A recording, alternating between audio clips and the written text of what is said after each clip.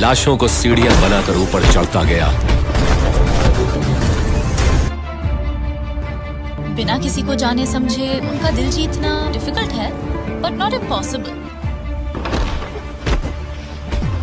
मैं कभी किसी से मिलने से पहले मायर लांस्की, जिसे मॉब्स अकाउंटेंट भी कहा जाता था, वो अमेरिका का एक बहुत बड़ा क्रिमिनल था जो अपने एसोसिएट चार्ल्स लकी ल्यूसियानोस के साथ यूनाइटेड स्टेट्स के नेशनल क्राइम सिंडिकेट का हिस्सा भी था। मायर लांस्की एक जूइश मॉब था जिसने एक बहुत बड़ा गैम्बलिंग एम्पायर खड़ा किया था जो दुनिया के लगभग सभी बड़े देशों में फैला हुआ था। Las Vegas, Cuba, the Bahamas और लंदन जैसी कंट्रीज के बड़े बड़े कैसीनोज में उसके परसेंटेजेस या पॉइंट्स होते थे। उसके बाद वो इटालियन अमेरिकन माफिया से इन्फ्लुएंस्ड हुआ और क्रिमिनल अंडरवर्ल्ड की दुनिया में कदम रखा और उसे डेवलप करने में उसका बहुत बड़ा हाथ था।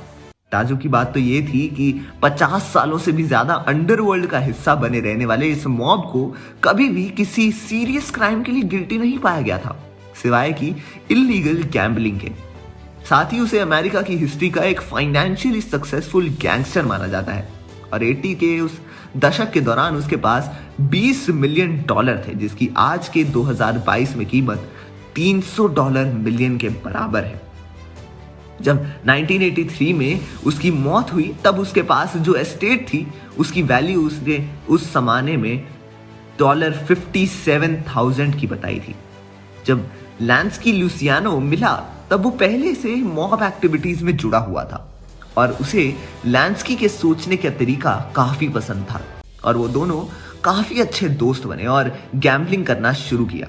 लुसियानो इटालियन, जूइश और आयरिश गैंग्स के लिए एक सिंडिकेट बनाना चाहता था ताकि वो सब साथ में मिलकर अंडरवर्ल्ड का एक नाम बने और लांस्की को इस सिंडिकेट के फाइनेंस की जिम्मेदारी दी गई थी क्योंकि वो गैम्बलिंग का उस्ताद था और उसके सिल्क और स्मूथ ट्रांजैक्शंस की वजह से ही उसे मॉब्स अकाउंटेंट कहा जाने वाला था, क्योंकि वो इतनी सफाई के साथ ब्लैक मनी को व्हाइट मनी बताता था कि किसी को भी उनके सिंडिकेट या उनके काम पर शक नहीं होता था। अपनी गैम्बलिंग ऑपरेशंस को आसानी से चलाने के लिए उसने गवर्नमेंट के भी कई सारे दोस्त बनाए और साथ ही लॉ को कैसे मात दी जाए उसके लिए उसने खुद भी लॉ की पढ़ाई की ताकि वो कानून को अपने हिसाब से चला सके और उसने ऐसा किया भी और अपना मास्टरमाइंड का इस्तेमाल करके वो सबसे इंटेलिजेंट मॉब बना।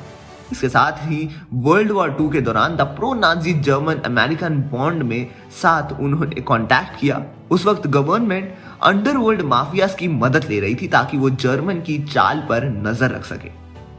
और लांस्की और उसकी गैंग ने उस दौरान गवर्नमेंट के साथ एक डील की और अपने दोस्त लुसियानो को जेल से छुड़ाने की मांग की और मांग पूरी होने के बाद उन्होंने नाजी के सबमरीन अटैक को रोकने के लिए यूनाइटेड स्टेट्स ऑफिशियल्स की मदद की और उसके बाद ये दोनों ही छुपते हुए क्यूबा भाग गए।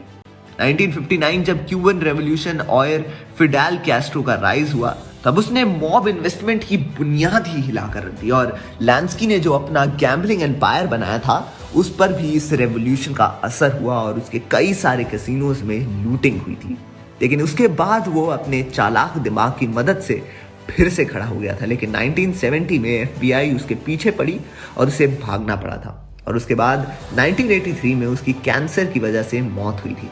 और एक आम आदमी की तरह मरा था क्योंकि तब उसके पास कुछ नहीं था। लेकिन FBI का कहना था कि लांस्की ने कुछ हिडन बैंक अकाउंट्स में $300 मिलियन छुपाए थे जिनकी आज कीमत $900 मिलियन से भी ज्यादा की है, लेकिन आज तक ये पैसा किसी को नहीं मिला। ऐसे ही एक मास्टरमाइंड मॉब की कहानी साहो 2 में दिखाई जाने वाली है। तो आप कितने एक्साइटेड हैं इस मूवी के लिए? हमें अपनी राय कमेंट सेक्शन में जरूर बताएं और देखते रहिए हमारा चैनल पॉलीग्राफ स्टूडियोज।